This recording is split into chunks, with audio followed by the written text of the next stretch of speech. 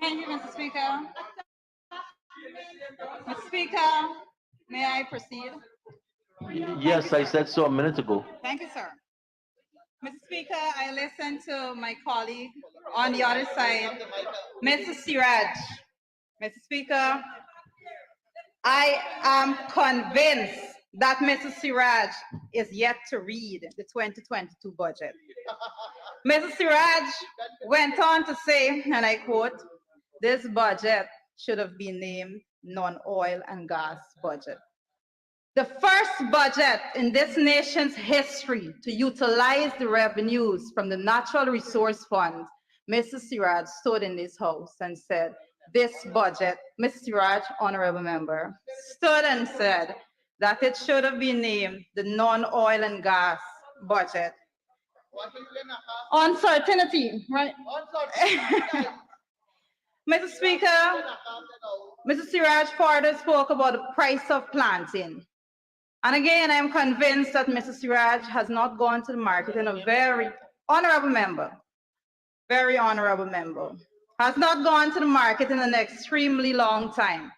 The price of planting is not something that the coalition was speaking about. The price of planting was an issue that the nation was speaking about.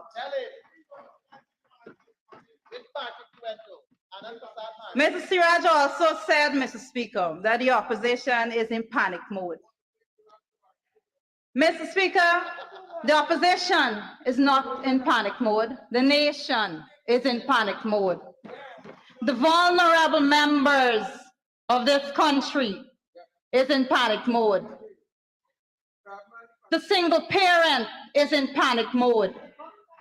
Everyone in Guyana that is not a part of that clique is in panic mode. That is the panic that we are experiencing in a nation today.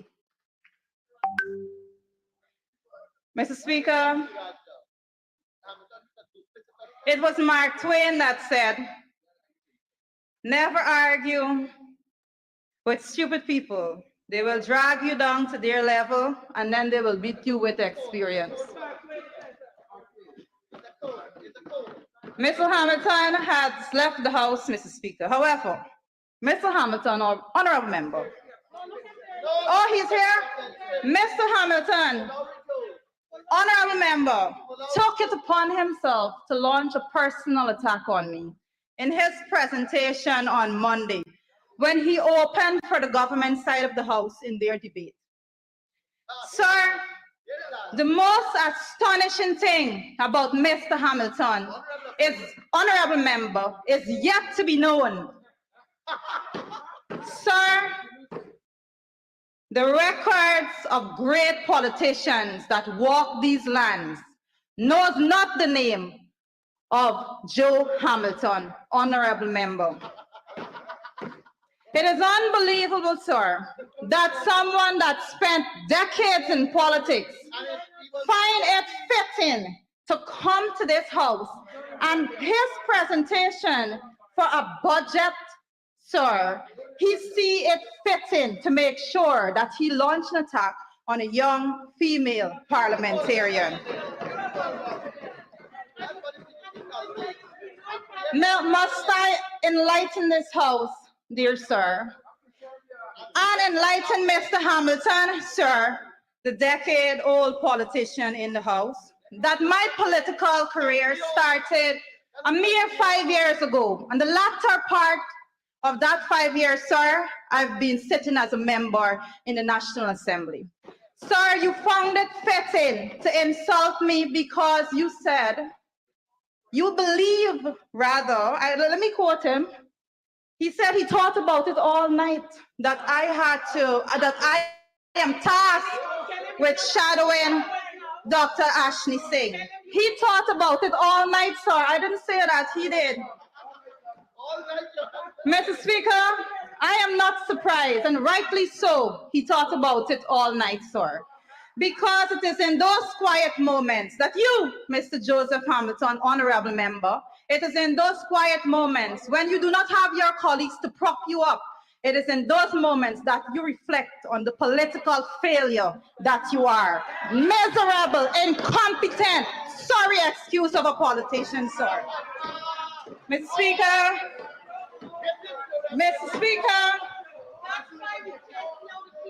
in my last budget presentation, sir, when speaking to the non-oil GDP, I quoted, sir, was the APNUAFC's accomplishment in building a strong economy in 2019 so overwhelming that it will take the PPP until 2023, 3 years in office, as the Caribbean's largest oil producer to finally match the economic output of the APNUAFC's final year in office. So that was a direct quote from my presentation in 2021. Sir, the Honorable Minister of Finance, Dr. Ashley Singh, responded, and he said, sir, that I did not know what I was talking about. Yet, Mr. Speaker, the said minister stood right here in this very house last Wednesday and delivered a report card to this nation that not only confirmed what I said, sir, but he delivered a report card of total and utter failure to the people of this nation. The minister reported, sir, that in 2021, non-oil GDP growth was an anemic 4.6%. After a projection that the said minister made in this very house, sir, of 6.1% in 2021. After, sir, that had suffered a contraction of 7.3% in 2020, sir.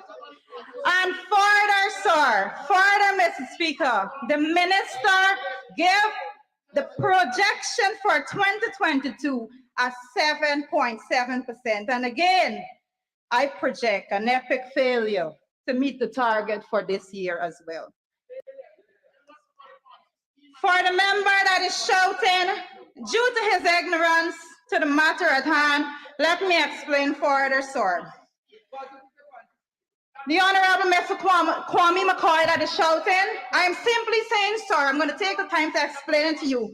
You met the economy here. In 2020, it contracted, it went down here, sir. 7.3 contraction. You projected, sir, your government, sir, projected that in 2021, it would have had a growth of 6.1, sir. They did not meet that target, sir. They met a target of 4.6, sir. You think you're following, sir? That is what is going on. Mr. Speaker,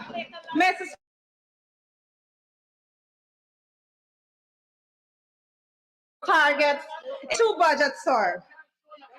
Not only have they missed every growth target since they came into office, sir, but they missed both by miles. They have missed every growth target and they have missed those targets by miles, sir. In 2020, the Honorable Minister projected, like I said, the GDP would contract between 1.4% and 4.3%. Then, when presenting in 2021 budget, he reported that the economy actually contracted by 7.3%, sir. With that failure on his record, he then projected GDP growth of 6.1 in 2021, sir. 6.1, that is what he projected, sir. Sir, with this failure on his record, sir, I think 6.1% was a very modest sum, which fully took into account the COVID-19 pandemic, I dare add. The PPP is coming to this house, speaker after speaker, and speaking about their failure and trying to sugarcoat it and trying to blame the COVID pandemic.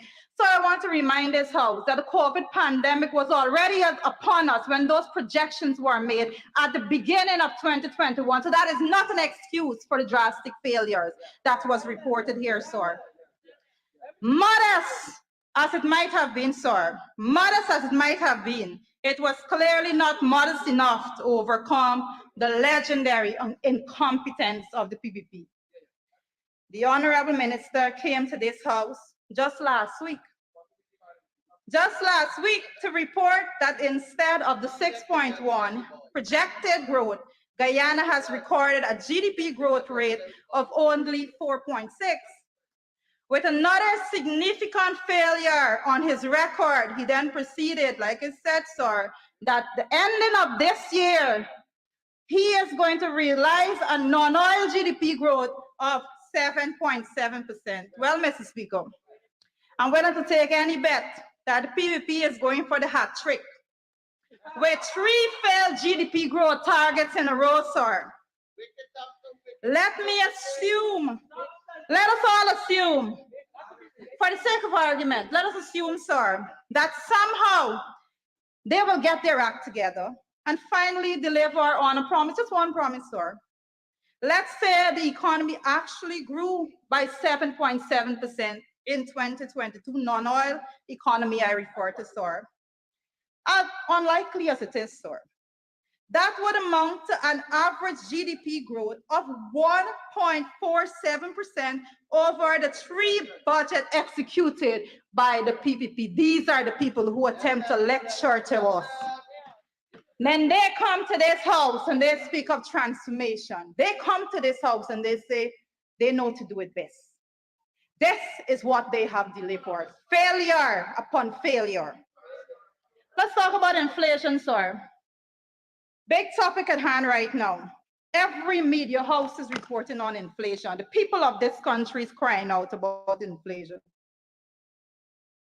As I turn the nation's attention to another target that the PPP has totally failed to meet, they have a trend of missing targets since they came back in office, sir. In his 2021 budget presentation, the Honorable Minister within the Ministry of the Presidency with responsibility for finance, Dr. Ashney Singh, projected that there would be a 1.6% inflation in 2021, sir. He then came back to this house, the Honorable Member, and reported a 5.7% inflation rate for 2021. Mr. Speaker, 5.7% is over 3.5 times his announced target. And the projection was made in light of COVID-19. COVID-19 is not an excuse for this failure to meet this target.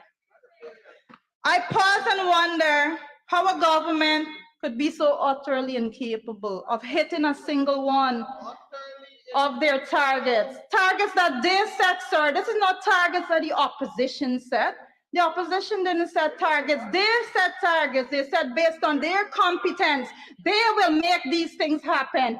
Failure, failure, failure. This is all that they have delivered to this nation, sir.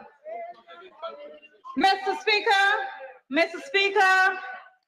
when this budgetary period ends, at the end of 2022, the PPP would have presided over a total inflation rate of over 11% in just 2.5 years. This is taken into account, sir, the projection from the Honorable Dr. Ashney Singh.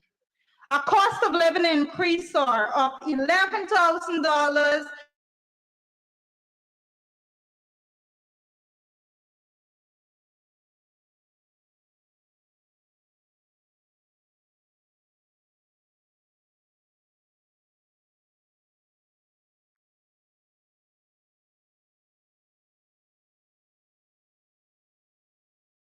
over an inflation of 11% since they assumed office. They are now giving the pensioners $3,000, sir. And these are the people that want to scold us on management of the economy. What a joke. Their own reports, sir, reeks of economic mismanagement. So let's turn our attention to corruption. The PPP loves to speak about corruption. My friend Yvonne, yes. My friend Yvonne was very honorable member, Miss Yvonne. She spoke about the numbers don't lie. So let's go to corruption. Mr. Speaker, the 2019 CPI, the Corruption Perception Index, sir, stated, and I quote, 2019, sir. With a score of 40, Guyana is a significant improver on the CPI since 2012. 2012, sir, just for the reminder, the PPP was in office in 2012. While there is still much work to do, the government has demonstrated political will to hold former politicians accountable for the misuse of state resources. That was reported under the APN UAFC administration, sir. Not only did that statement acknowledge the misuse of state resources under the PPP, but it went on to show how the policies of the APN UAFC was geared at correcting systems they met in place to rid the nation coffers, sir. The PPP come to this house, sir, and talk about corruption. What a joke. What a joke. In 2012, sir, under the PPP, Guyana had the highest ranking in corruption ever in this nation history, sir. Under the PPP, they presided over that, sir. However, sir, the PPP wasted no time after they assumed office in 2020, sir, to set backup system to raid the nation's coffers. In 2021, sir, the Corruption Perception Index now was forced to drop Guyana's ranking by 2, sir.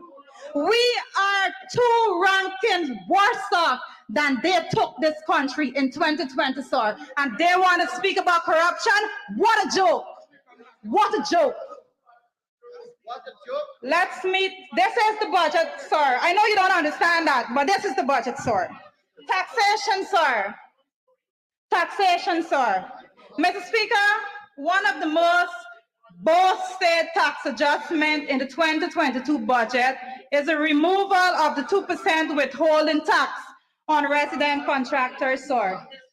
It's right here, page 5, in their little abstract, sir. Number 1D, remove the 2% withholding tax on resident contractors, sir. But, Mr. Speaker, we are only left to assume. Sir, we are only left to assume that this tax reduction is simply a redirection of those funds from the coffers at GRA and into the pockets of the gang that is raiding the nation coffers, sir.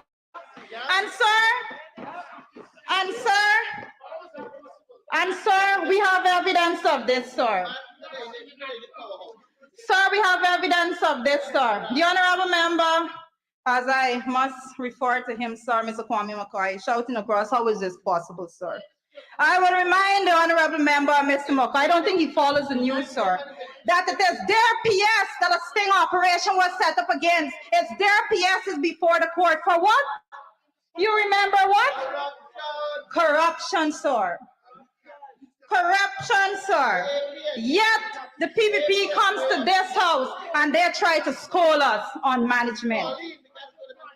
Sir, speaker after speaker, the PPP have come to this house, sir, and they have talked about track record. What did you do? That's what they said. What did you do when you were in office? Each and every member of the PPP. Mr. Speaker, we have listened to all of them from the government side stand up and speak on track records. And we have heard them, and we have heard them ask the question, what did you do? And I stand here to remind those on the other side, with their shallow memory, sir, of our track record. And more importantly, to enlighten them, sir, of their own track record since assuming office in 2020. Because it is clear, sir, that they were partly deaf.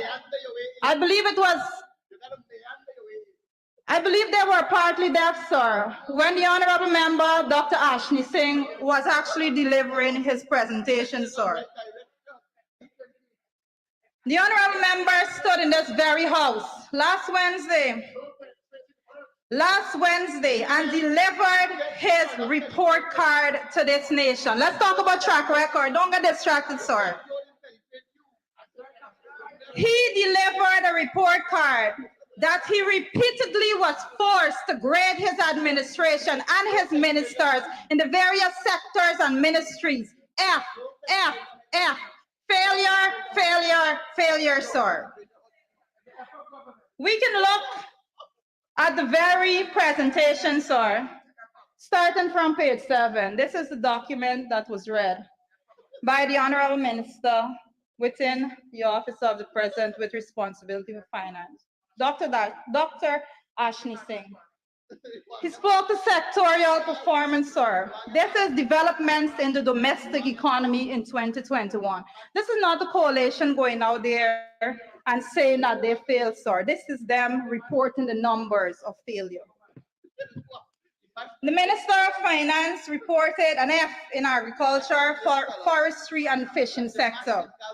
He said, Mr. Speaker, that sector contracted by 9.1% in 2021. Not grow, sir. This comes after he had estimated the sector to expand by 5.6% in his previous budget presentation. Simply put, sir, he came here at the beginning of 2021 and he said that they are good and they are competent and they can deliver and they're going to use the resources well.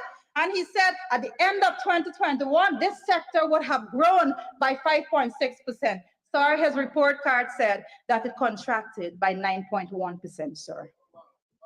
The minister went on to say that the sugar growing subsector had reduced by 34.7% in 2021 and delivered a total sugar production, sir, of 58,025 tons, sir. Simply put, in 2020, sir, this subsector produced 87,875 tons. Mr. Speaker, it is after the minister stood in this house last year and I said, and I want to quote him here, sir, the restructuring of Gaisuco, because they came, sir, and they spoke about Gaisuco.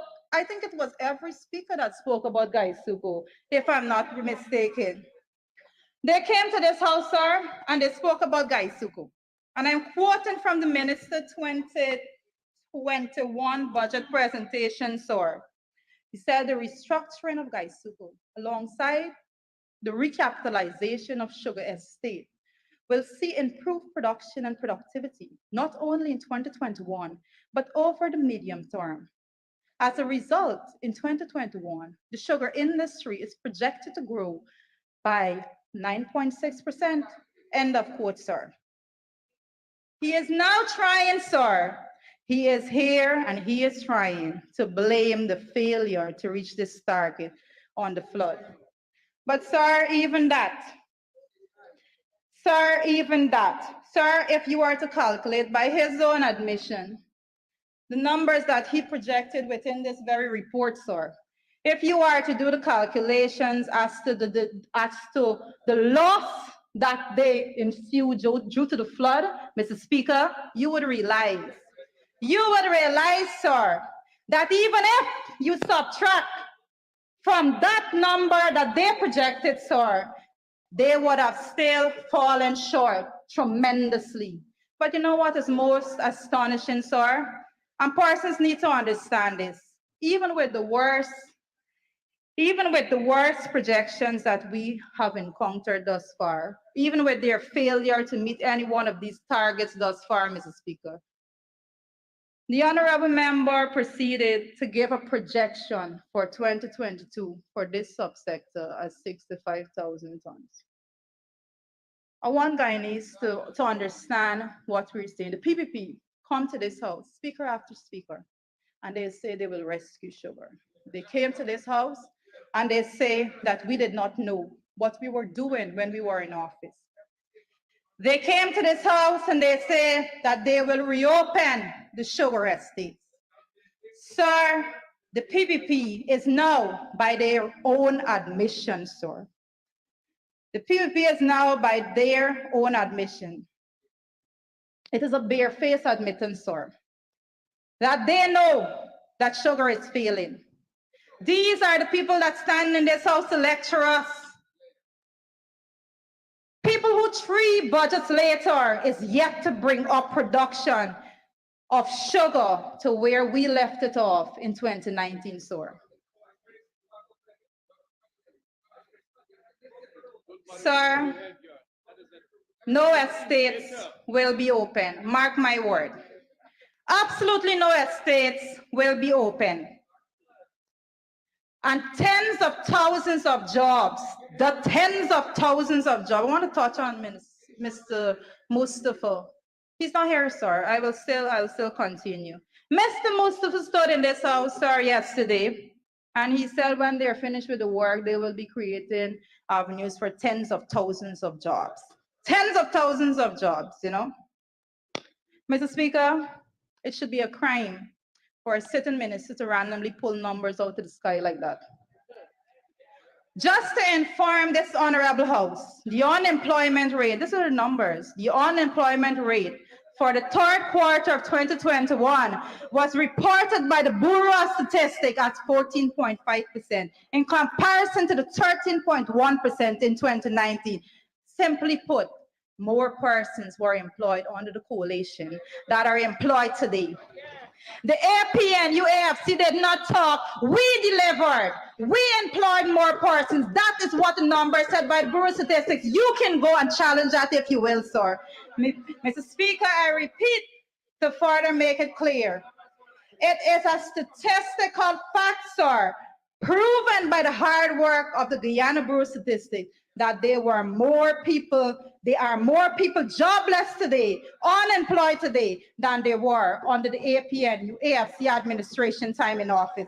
This is the cold, hard fact beyond debate, sir. Those are the numbers, Mr. Pearson. As you rightly said, numbers don't lie. Mr. Speaker, the minister continued. The minister continued to read his failed report card that the PPP got an F in rice production also, sir.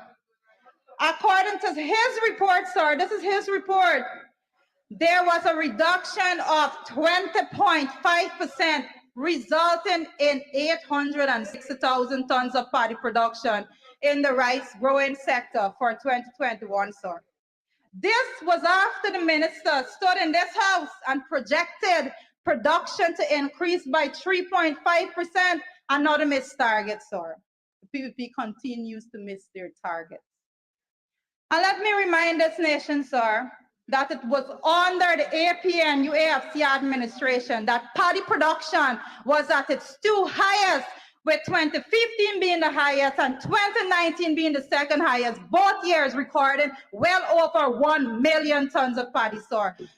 We do not need you to lecture us on the rice sector, sir. We have delivered.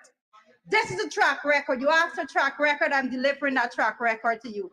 Let's look at the extractive industry, sir. Let's look at the extractive industry, sir. Mr. Speaker, the report card for the extractive industry is another F. Another F, sir. Bauxite mining declined by 3.8%. F. Gold mining contracted by 14.8%. F. With the combined output from large operators declining by 31.7%, sir. F, F, F. And let me remind this nation that under, sir, since we're talking about track record again, sir, let me remind this nation of the track record for the extractive industry under the APN UAFC administration, sir. 2014, sir, the last year of the PPP being in office. 2014, sir. 2014, sir. Gold declaration was 387,000 ounces. Mark this number, listen carefully. 387,000 ounces, 2014.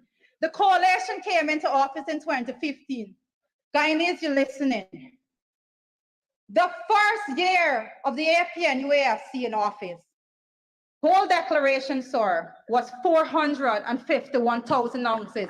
16.5% increase, sir. That's our first year in office, sir. Let's move to our second year in office, sir. 2016. 2016, sir. May I continue? Thanks, honorable member. Honorable member, you will need some time to conclude.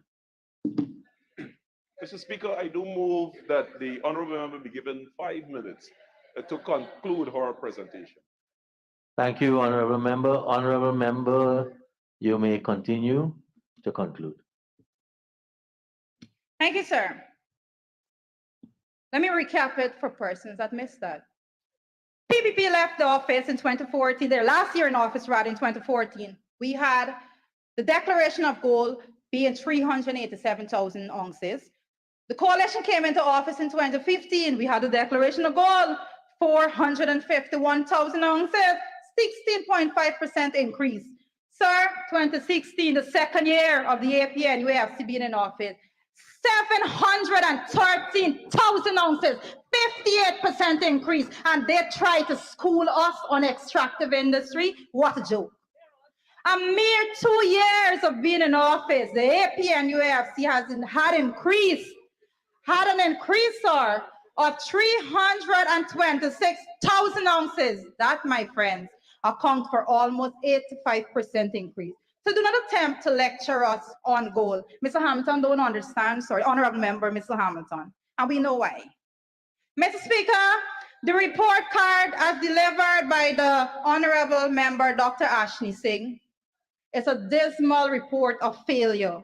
A report card that fails to reach any target that was set by their own administration, not by us, sir. A report card of failure presented to this nation. And yet, sir, they come to this house and shout and scream with their incompetence. Empty barrels, indeed, make the most noises. This budget rips through the very soul of this nation, a nation that was hopeful. This hope is now lost. The abomination, sir, which the PPP calls a budget, lays out a plan to add a further debt burden, sir, of $100 billion while emptying the natural resource funds of $126 billion, sir. Mr. Speaker, let me put that into context for my friend that need me to put it into further context for him. The PPP has outlined, sir, a plan to place a debt burden of $476,000 on the shoulder of every Guyanese family, while they also withdraw $600,000 per family that was saved in the NRF fund, sir. I know you didn't do that calculation, sir. Sir, $1,076,000 per every Guyanese family. $90,000 a month per every Guyanese family, sir. That is what the PPP has done to this nation. This, sir, is more than enough to immediately end extreme poverty in Guyana and make hunger and homelessness, sir, a distant memory for the thousands of Guyanese who are struggling in the depth of extreme poverty in this nation, sir. Yet you can search until the end of this budget period, sir. Sir, you can search forever and you will not find a single policy within this budget that actually address extreme poverty. This is the budget that the PPP come to this house and claim to be a caring budget. This budget, the biggest budget ever, $552.9 billion. The first budget to use the oil revenues after it would have been fully implemented at the end of this year. There is still absolutely no relief for the poor. There will still be a plastic city, sir, in Region 3, their stronghold. There will still be families struggling in Tiger Bay, sir. There will still be children begging on the streets. There will still be homeless people sleeping on every road corner in this city. After the biggest budget ever, listen carefully, the first budget to utilize our oil revenues, Guyanese will still be struggling to survive. Poverty, the lack of basic human needs will continue to plague our most vulnerable under this careless, heartless, immoral, and inhumane budget. Single mothers struggling to provide for their families, or pensioners who are no longer able to work, the sick and the disabled. These are these people who make up the bulk of those who will suffer in extreme poverty in this country. This budget does absolutely nothing to raise their standard of living. Mr. Speaker, I believe it is not too much to ask that in a country set to have the third highest oil production ever, per person, when the Liza Unity comes online in just a few weeks, this 2022 budget should have outlined a plan to end childhood hunger. At the very least, sir, is it too much to ask that there be a plan to get thousands of children living in squatting areas, provide them with emergency housing, sir? Is that too much to ask? Is it too much to ask that our pensioners be given enough money in the biggest budget ever, the first budget to utilize the NRF funds? Is it too much to ask that you give them enough money so that they can afford 3 healthy meals a day? For the PPP, sir, this is too much to ask. For the government of the day, it is least among their concerns, sir. Sir, they are more concerned with projects and programs that will yield the biggest kickbacks. Sir, as I wrap up, how do we expect a minister who traveled via bus for the first time when he was 30 years old and he had to take a camera crew, sir, to film his experience? How do we expect him to understand the needs of persons? How do we expect him to understand poverty? How do we expect him to understand that $3,000 addition after draining the nation's oil resources is nothing close to being enough for our pensioners? How do we expect him to understand that, sir? Mr. Speaker, the PPP seems to be filled with two extremes. On one hand, they have people that do not care. And on the other hand, sir, they have people that do not understand. So what we have, sir, is a situation in which persons that do not care is actually leading persons that do not understand. That is what is going on there, sir. Sir, I will say in my final statement, sir. Honorable member, I will have to stop the final statement because I've been signaling you for the past 3 minutes to conclude. I'll give you 30 seconds. Thank you, sir. Much obliged. Sir, in my final statement, I would say that if I was to name this budget for the PPP, an accurate name for the budget would have been trickle-down economics again. We promise it will work for you this time. Thank you, sir. Thank you very much, honorable member.